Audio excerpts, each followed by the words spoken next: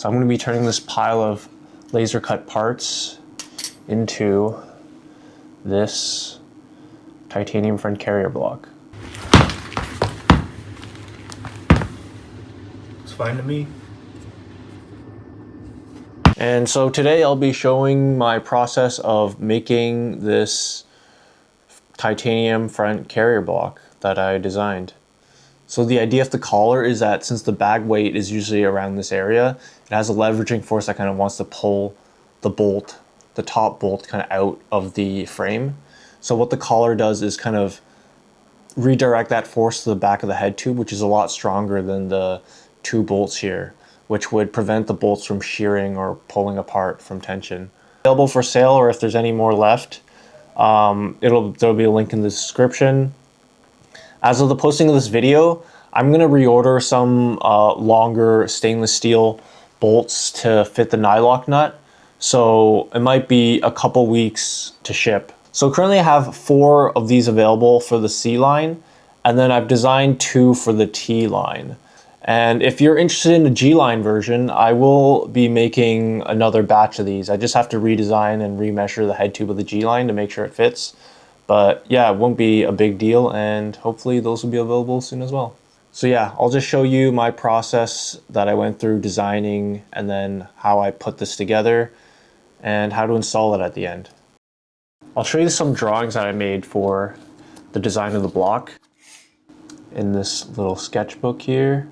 But essentially, I started with, wanted to make it under 80 grams, which is kind of under the Brompton block, which I believe is around 100 grams. So I wanted to make it worthwhile in terms of weight savings, and I wanted to make it stronger with the rear collar. And I had a few ideas of fixing the collar, because that was kind of the hardest part with the manufacturing method I chose, which is essentially laser cutting these parts. So you're kind of limited to a 2-dimensional part unless you start machining these parts as well, which kind of adds to the cost and complexity. Oh, and just to jump in, I also didn't want to weld titanium because I can't. So I was working with multiple 2D parts that I essentially had to make fit together. So in my kind of sketchbook here, I kind of came up with this idea of using these like T-slots in the parts with the double layer of the laser cut parts, so that the T-slot kind of locks the parts in place. This was kind of like the key part in making this possible. So you'll see these 2 parts here. They'll kind of go together like this. And hopefully you can see here, but there's a kind of a mini slot. I don't even know how to explain it. I'll show you how it kind of fits together. So for this part, we'll have this is the kind of the front face of the part that fits in. So essentially this kind of goes in here. So you'll see that there's a spot here because the T-slot, that part is wider, so it kind of slots in. And then when it's in, this part here kind of locks it in place. Normally this piece would obviously fall off, right? So it's essentially you screw in a couple screws that hold this plate in place, and then this piece essentially becomes locked in. And then on the rear, this piece here kind of has a little, I don't even know what to call it, but it kind of slots into this part here. And then once this is all locked in, it becomes very rigid. Another thing that I'm doing is putting JB weld between all these important faces between the parts. So again, that increases rigidity even more. And yeah, this is essentially how the whole block comes together. A few holes that need to be tapped so that the plates can be, and that's probably the most time consuming part. And the taps do wear out. I bought this set, which is actually really good. And I'm just using a screwdriver to do this. And I've been using my vise here to just hold the parts in place so that they stay as parallel as possible. So for the screws that hold the plates together, I'm using these titanium M3 screws. So I shot an installation video. For that video, I just used regular nuts with some Loctite. But what I'll be supplying is a M3 nut with nylock. Essentially, you just tighten it, and it shouldn't require any Loctite to keep it from vibrating loose. So that's just a bit easier in terms of user experience and installation. So yeah, I guess that's it. I will start tapping these first. So it's essentially 1, 2, 3, 6, 8. So I have to tap 8 holes per block. Let's just do this one here. So this is the top plate.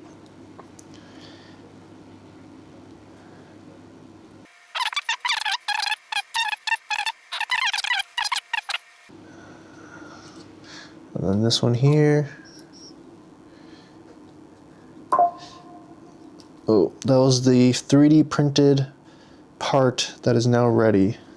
So I just 3D printed this front nose clip thing. You kind of see it here. This went through a couple designs. Since most of the manufacturing is laser printed 2D stuff, making this clip out of metal is quite difficult, I would say. And also it would be heavier and quite complicated. And since it's a loop, you can always like put some paracord or something and have the easy quick release in the back of the frame, which is something I do. Also, apologies for the stuffiness. I just went on a bike ride. Every time I come back from a cold ride, I feel a bit stuffy or sound a bit stuffy, but the video needs to be done. Okay, now this is all the pieces tapped. And I will just wash everything with just dish soap first, let it dry, and then I'll wipe it down with some 99% rubbing alcohol. So one thing I noticed is that some parts still have a little nub. That was the last part to be cut from the laser cutting sheet, so I just need to file that down. So that just takes that nib off. So these parts are now washed, but I will go over it one more time with some rubbing alcohol just to make sure the surface is clean from any contaminants that might affect the bond of the JB weld. So I'm just going to give some of these parts a wipe down. I mean, I should be using gloves, but I'm only going to try to touch the edges. Overall, I'm quite satisfied with the tolerances provided by this laser cutting company. They did make a few mistakes on some parts, but they did send me replacements free of charge. So as you can see, like some of these Chinese companies, they do stand behind like providing proper customer service because they want repeat business, right? And like the way I ordered these parts were quite, I guess, sketchy, because I pretty much just emailed them and then they gave me a link to pay on AliExpress. They totally could just say, oh, screw it, this order is tiny. We're just not gonna waste the whatever, like £5 to recut and send by post these replacement parts. But no, they stood behind their thing and then they, yeah, sent me new parts. And I've only done 2 orders with them, so it's not like I'm a huge orderer. And I will start mixing the JB weld. That should be good. As I showed before, this just has to lock into the front. Yeah, it goes like this. My trusty Leatherman. I just need this to, but essentially just to push the part in. It's a really good fit. Yeah, this is now fully aligned.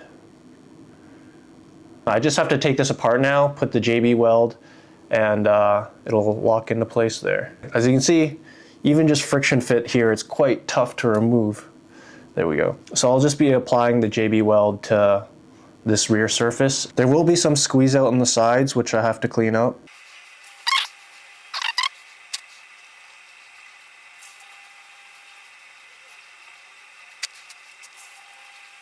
Okay, so it's got like a decent surface coverage of this piece. And then I will just slide this in. Actually, let me. Okay, so it is now properly aligned. This is now kind of in. You'll see that maybe there's a gap here. Next step is putting the screws on the front. As I tighten this, it clamps the 2 pieces together. Now there's no gap between these 2 pieces. The next step I do is the top. So the top is this one. You can see there is the T-slot there, and then there's a perfectly cut channel here that this piece will slide into. Ta-da!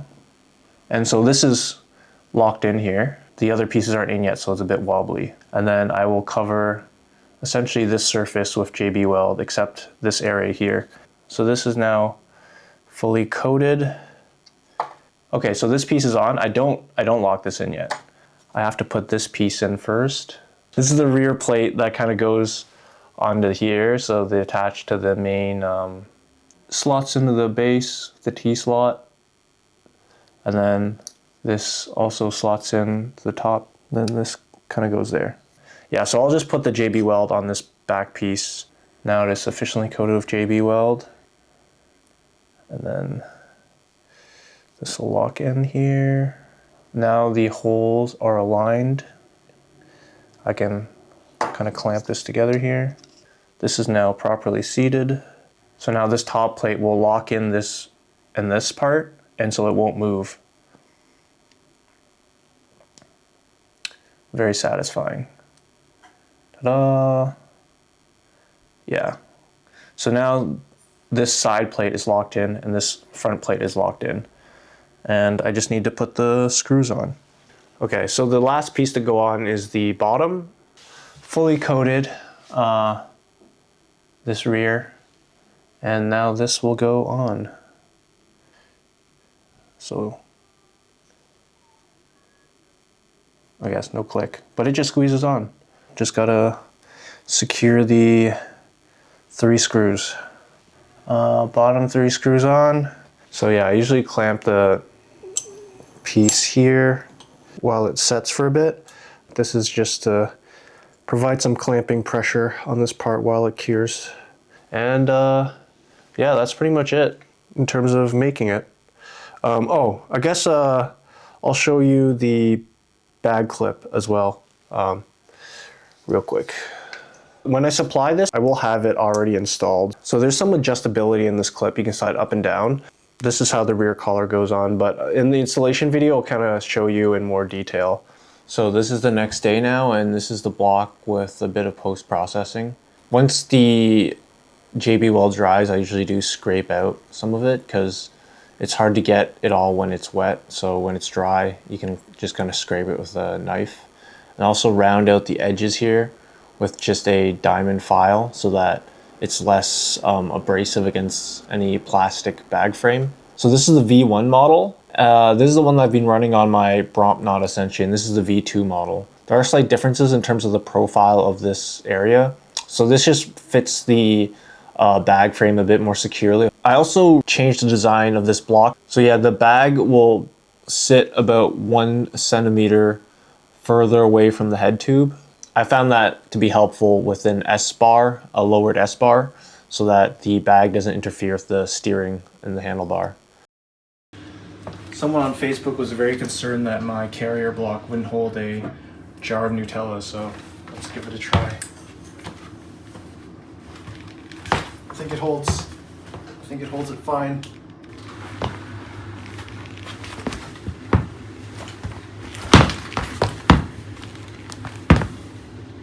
Fine to me. When the block is this strong, the weak point is really the bag frame that attaches to the bag. I think the next thing I try to design will be a very strong bag frame that can like make the most out of this. But again, the main thing of this is just eliminating the risk that the bolts will shear off the front of your bike, right? There are limits because it messes around with your steering a bit.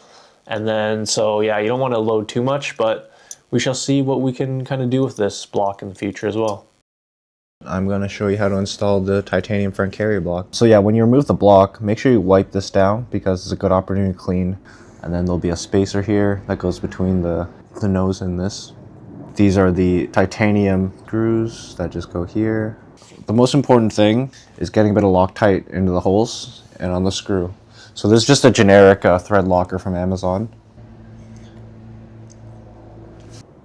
Recommend you starting with your fingers. Make sure you're not cross-threading anything. Yep, so they're started now. It's good to have one of these ball head sockets for these indirect angles. But if the bolt hole is kind of crusty, it might be a bit hard to turn. I do not recommend using this because you will likely strip the head of this. You're not really supposed to put much force when you tighten with these ball heads, so you might just need to use the short end here and crank it. Just get it snugged onto the adapter. Once you get it tight onto the block, you should use the short end so you get more engagement with the hex. You should really use a high-end Allen key when working with titanium bolts because they're a bit softer than steel, so quite easy to strip. So that black spacer is made of TPU and it's meant to be compressed, but once it's all in here, it is very, very stiff and firm. You won't really get any flex. You just kind of want to take a look at the edges here, make sure it's flush against the C-tube. Once it's tightened, there shouldn't be any gap there. And I'll show another overhead shot of how this is installed, just so without all the headset on another frame, so you have a better view. So to get this ring on, it is a bit tight. What you can kind of do is pull this apart a bit. It's got just a bit of flex. Just got it in there. So this one goes on top. So you want to angle this to be at the top. And once it's kind of clicked onto this little spot, you can kind of angle it on this side to be fit here. So definitely do the top one first because it'll be a lot more difficult to get the bottom one in after. And then the bottom one, again, start at the lower section and then that's in now.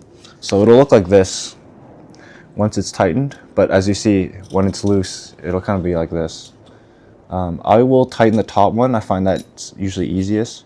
So yeah, it's a bit tricky because the headset angle here is quite tight.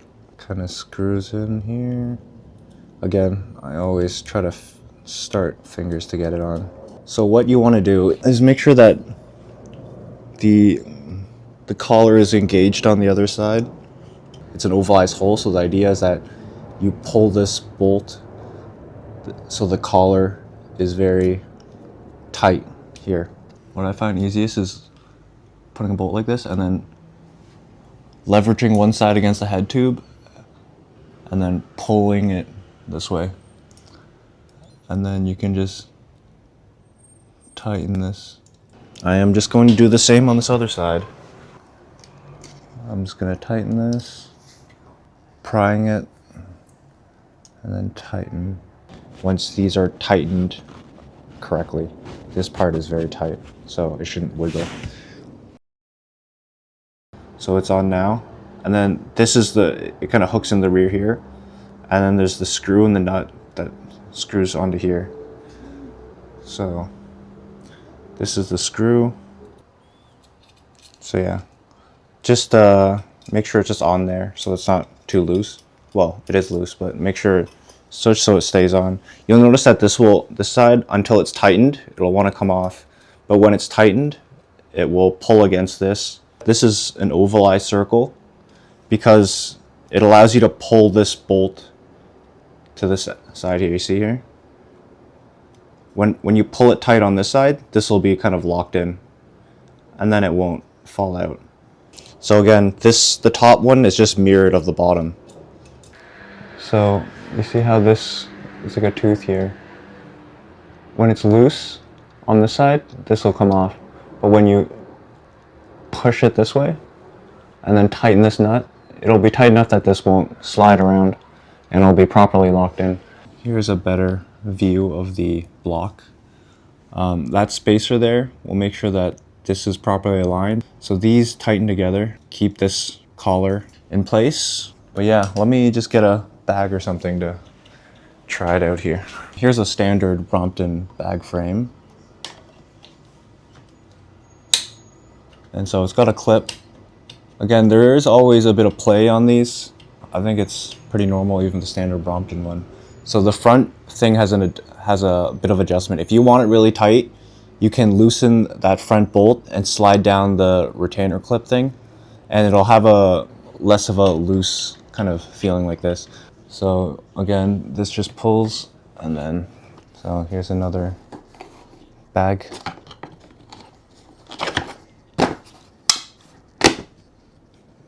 This one's a bit firmer. Again, a lot of it bags have a bit of different fit. And here's another one.